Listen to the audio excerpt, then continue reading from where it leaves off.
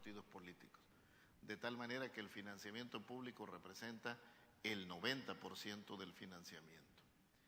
De este 90% se constituye a partir de una fórmula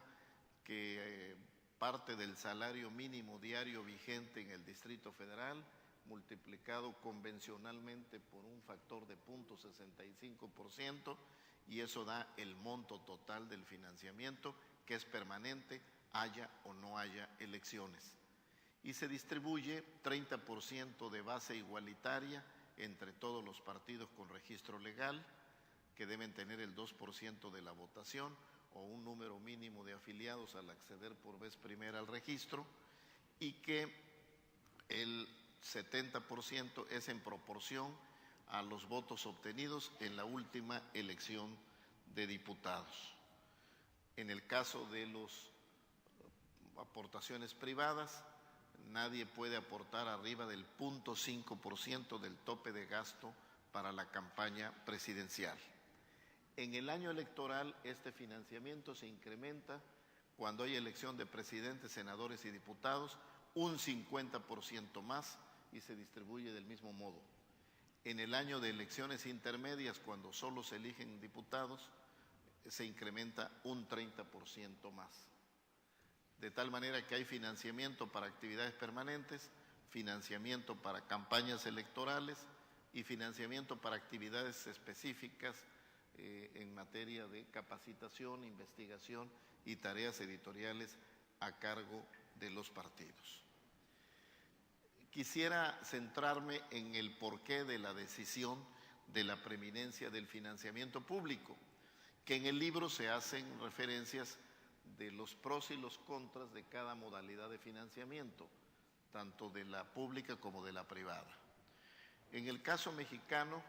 un primer ingrediente en la definición de esta preeminencia del financiamiento público tuvo que ver con la propia peculiaridad del proceso político del país.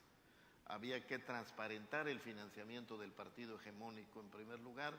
que había ocupado, hasta que llegó la alternancia en la titularidad del Ejecutivo, la presidencia de la República durante 71 años. En el estado que yo voy a gobernar a partir del 1 de enero de 2013, el PRI lo ha gobernado 83 años. Es la primera vez que hay alternancia desde que existe el PRI en mi estado. También debo decir que esta necesidad de transparentar el financiamiento al partido oficial estuvo en el ánimo de establecer la preeminencia del financiamiento público.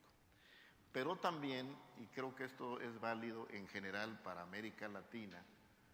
si bien se reconoce que África es el continente de la pobreza, se reconoce que América Latina es el subcontinente de la desigualdad social. Y correríamos el riesgo de que solo si fuera preeminente el financiamiento privado, pues solamente el capital pudiera financiar partidos políticos. Y hemos creído que si los hemos aceptado como entidades de interés público para la formación del poder, tenemos que darle recursos mínimos para que pueda haber representatividad de todos los sectores sociales. Recordemos que en México las cifras oficiales reportan un 48% de la población en pobreza, de tal manera que las condiciones de equidad están vinculadas a la posibilidad de este financiamiento público. De otro modo, nuestra democracia podría devenir plutocracia,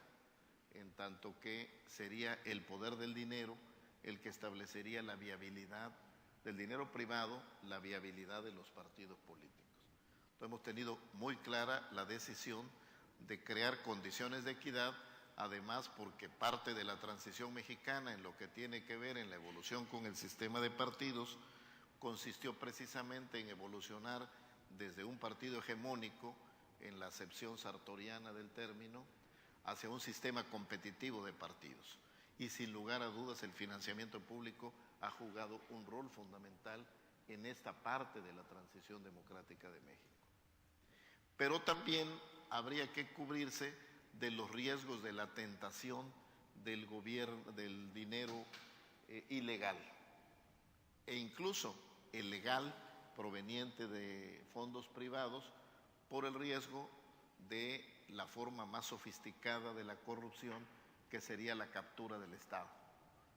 Sabemos, por ejemplo, y México lo está padeciendo hoy en carne viva de manera muy dramática, la embestida del narcotráfico, que empieza por enfrentar al Estado, por infiltrar al Estado y termina por capturar al Estado, por lo menos como pretensión. Y una vacuna relativa, bien lo dicen los autores en el estudio panorámico preliminar a los ensayos nacionales, en el libro que nos convoca, que no es por sí mismo garantía de que no haya filtraciones de dinero ilegal en las campañas electorales, pero por lo menos buscamos reducir la necesidad y la tentación del dinero ilícito en campañas electorales con un financiamiento generoso. Ya tuvimos que hacerle un ajuste porque también generó críticas de la sociedad por darle tantos recursos a los partidos, pero creemos que el costo de oportunidad de no dárselos y que de los infiltre el narcotráfico es mucho mayor. Todos podemos tener la infiltración de uno que otro candidato, pero afortunadamente hasta ahora en México no ha habido el caso de organizaciones políticas que respondan a los intereses del dinero ilegal. Pero justamente por esas razones también le hemos dado preeminencia al financiamiento público. Desde luego hemos desarrollado un sistema de control y fiscalización de este financiamiento muy desarrollado a cargo de una unidad de fiscalización del Instituto Federal Electoral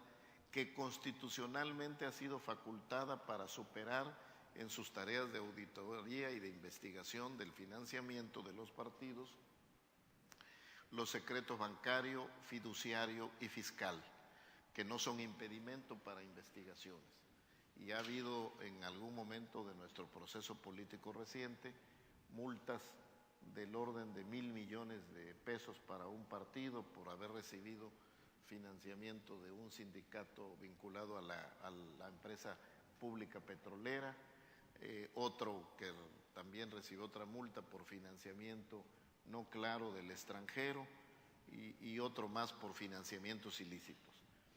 Es claro que hemos privilegiado al partido como el sujeto del derecho y de la obligación de las finanzas de la política en México, más que al candidato. Esto contribuye en parte a propiciar partidos más disciplinados y cohesionados en el desempeño en el Congreso. Pero evidentemente a nivel subnacional de algunos estados de la República se ha legislado y también se ha hecho corresponsable de las faltas en materia de finanzas electorales al candidato, pudiendo llegar hasta anularle la expedición de la declaratoria que lo considera electo. Se ha llegado al caso de revocar. También nos preocupa mucho el que en estas condiciones de desigualdad social la inequidad no solo se exprese en términos del financiamiento de los partidos, sino también en términos de la consecución del voto, lo que de manera elegante se ha llamado el intercambio de favores por votos, que de otra manera llana y prosaica sería la compraventa del voto,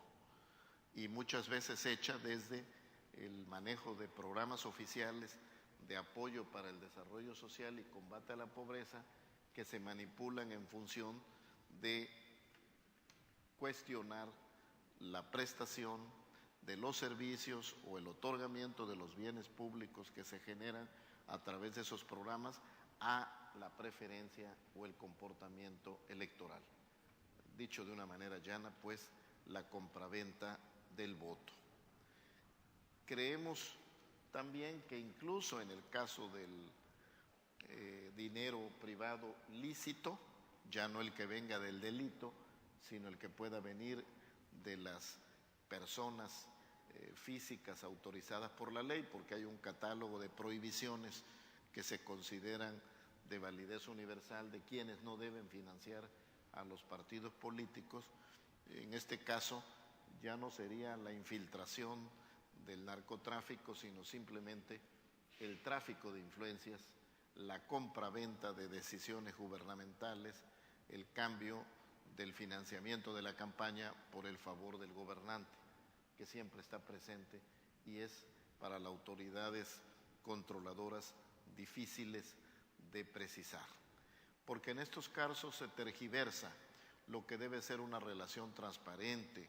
entre el elegido o representado con el elector, el representante con el representado, al financiador con el financiado. Y al final de cuentas, como dice la consigna popular, el que paga manda. Y es el riesgo de apoderarse ya no de la corrupción en el nivel de la ventanilla del trámite sencillo, sino de la toma de decisiones en el nivel más alto de una estructura política administrativa determinada. De ahí pues que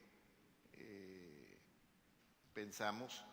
que las preferencias ciudadanas deben estar determinadas por las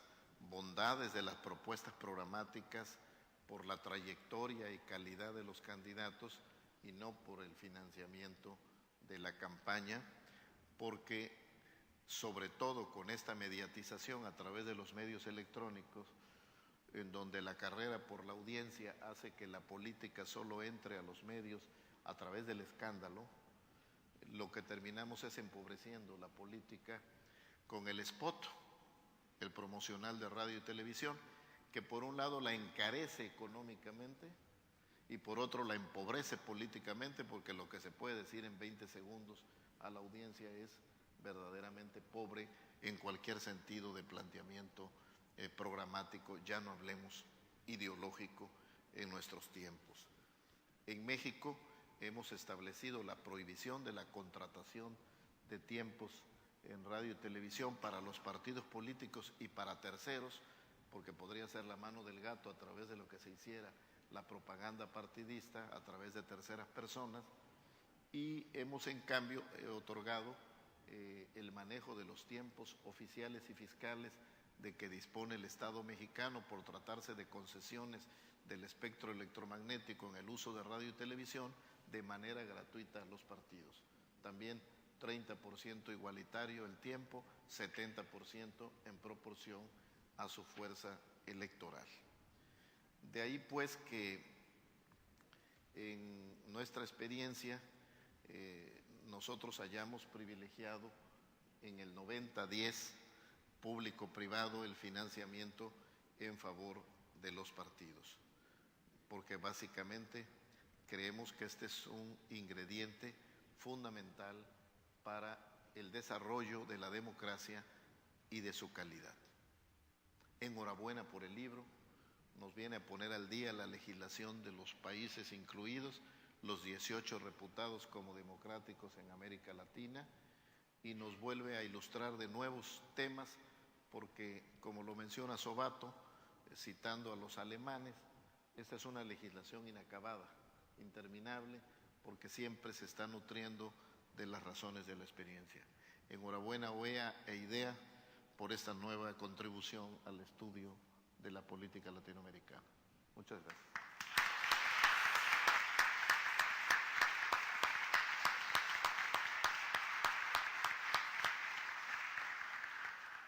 Tenemos todavía algunos minutos antes de clausurar, así que invitaría a la audiencia si quiere hacer alguna pregunta, comentario a nuestros panelistas. Por favor.